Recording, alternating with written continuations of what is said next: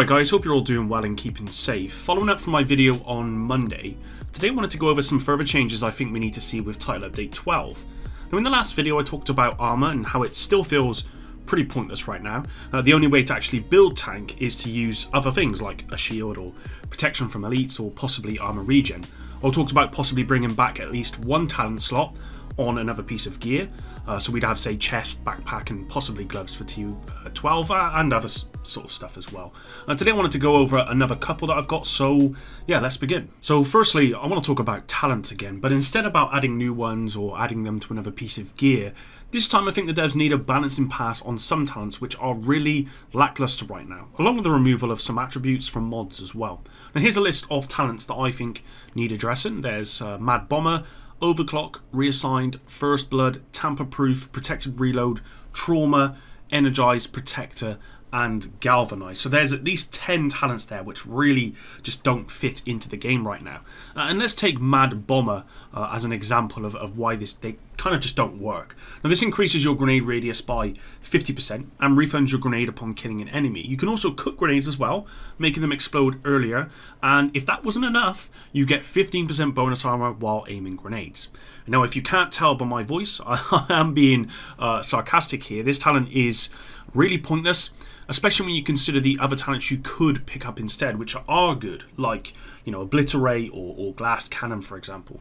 The only way this talent would be useful is if you could build around a grenade, which, you know, really isn't a thing. And even if you could, unlike other PvE, PvP games, which there is actually this option, for example, Destiny, I'm always comparing Destiny to Division 2 because I think they're a good comparison. In Destiny you can build around grenades. It's really not something you're ever going to see in this game. I don't think I've ever seen or will ever see a grenade build here on YouTube, and that just kind of shows the problem really. Now I think Massive has two choices at this point with these talents. Either they rework all of them or they remove them. Reworking these talents would be what I'd want them to do, just because the thought of removing talents from the game, even ones that kind of nobody uses, doesn't really appeal to me. I think the community would react badly to this, as it would look like the devs don't know how to rework them, and that might be correct, but I'd rather see them removed from the loot pool if the devs cannot rework them than just keep them there, because all they're doing is they're just pointless, and they're just decreasing our chances of getting the good talents in the game, the talents that people actually want. They're just there to make RNG really. I'd love to get, you know, another Vigilance backpack, or, you know, I'd love to get a spotter chest piece, but instead, you know, I'm getting Mad Bomber or I'm getting Galvanize or Energize. You know, these talents are horrifyingly bad talents, horrifyingly putting that in there to fit with the times.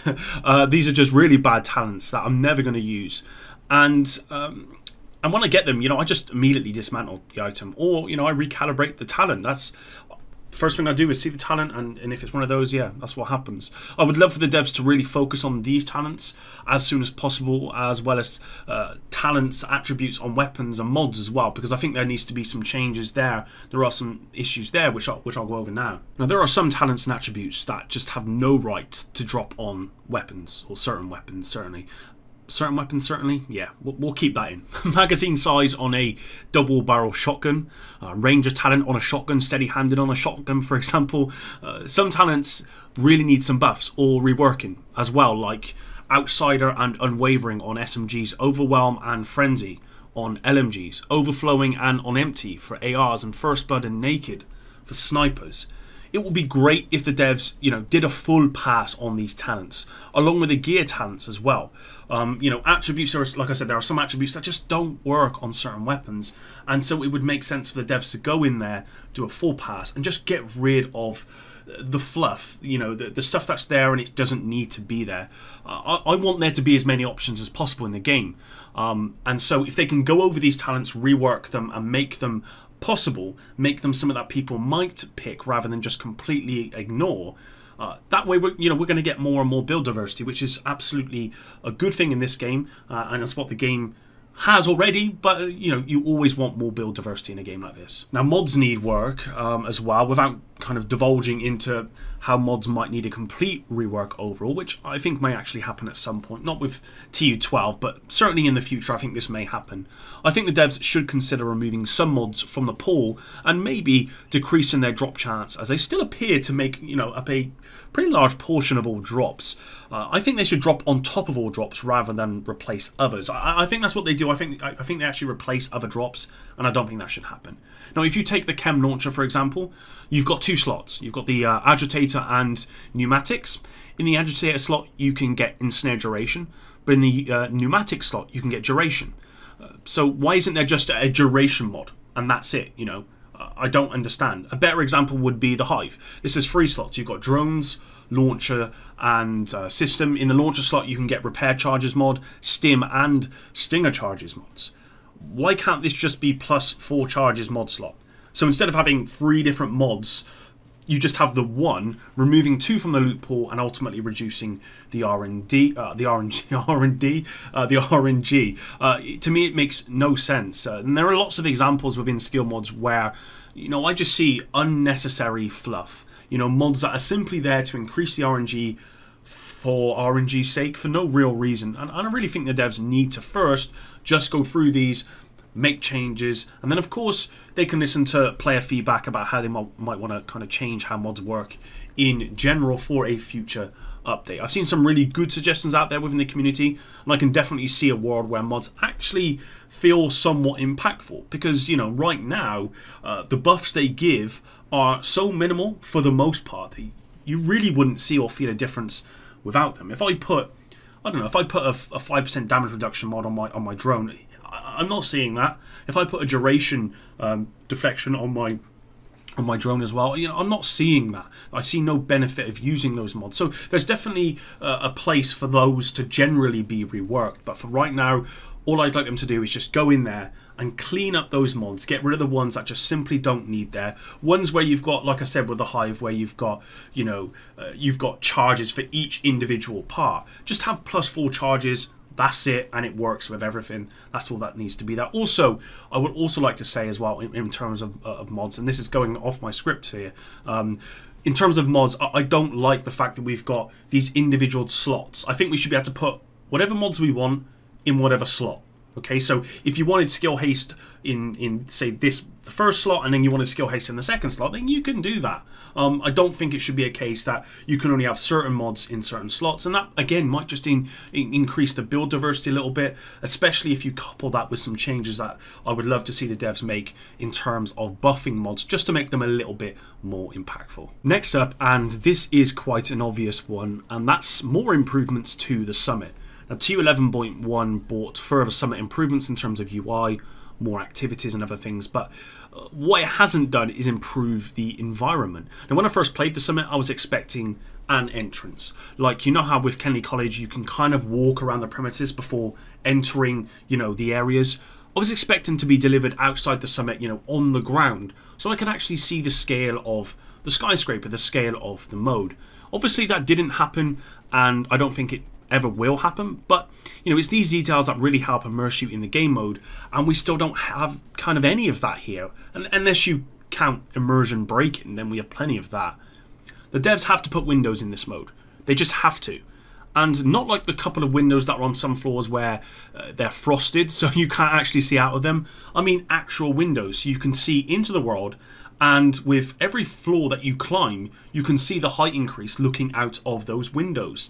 If the devs don't do this, well, unfortunately it's never going to feel like you're climbing the summit regardless of what changes they make.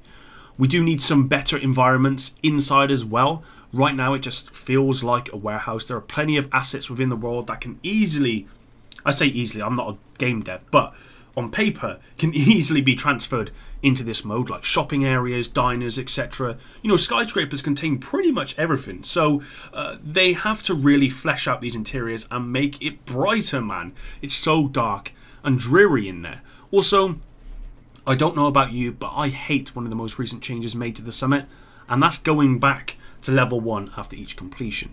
Now, I've seen the feedback on this, and I think a lot of people probably feel the same way as me here. I know it makes sense in the grand scheme of the changes they made, where you can obviously pick your difficulty and your directives and everything, but like a lot of people, I don't know. I just want to fight the hunters, man. That's really. I think that's what it comes down to. I just want to fight the hunters. You know, can we have a hunter-only mode in there or something? I think that would be really cool. The only problem with that is I don't think anyone would actually do the summit anymore apart from this mode. Now, on the subject of hunters, actually, and a little bit off topic here, but please let us fight the hunters that stalk you in the open world. The amount of times I see them shoot and they run away, you know, it's very annoying because I just want to fight them. You know, they're by far the most intriguing enemies in the game. They are the most fun to fight because they replicate you so much.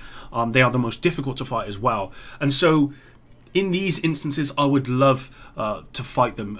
It should be a case of if you shoot them, then they engage. If you don't, then they run away. That's fine, but massive. Come on. Make it happen. Lastly, and just briefly, I think there needs to be yet another pass on NPC accuracy and grenade spam. At some point, I remember the devs making some significant changes here, and it actually felt like they were in a much better place. I think it was TU12, but I can't remember fully. But more recently, I've seen an increase in NPC weapon accuracy and grenade accuracy for sure.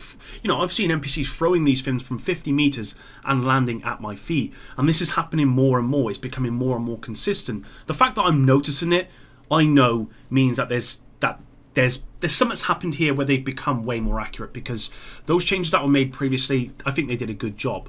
Likewise, NPC weapon accuracy seems to have increased as well. You know, it's not a huge deal by any means. It really is just frustrating because it seems to have got worse. Now, I'm not saying that they flipped a switch and everything's reverted back or whatever. There's probably not that. There's probably a bug within the code that's reverted the changes. That's what I think's happened, but I don't know for sure. So let me know if you guys have noticed this yourselves in the comments down below, or comment if you think I'm making this up, because I could be. But that's it for today's video, guys. Thanks very much for sticking around until the end of the video. Really do appreciate it. If you have got to the end of this video and you're hearing me and my beautiful voice right now, definitely not, then and you haven't actually dropped a like on the video, then please do. It does help me out. Subscribe, turn on notifications, all that good stuff. And until the next video, epic out.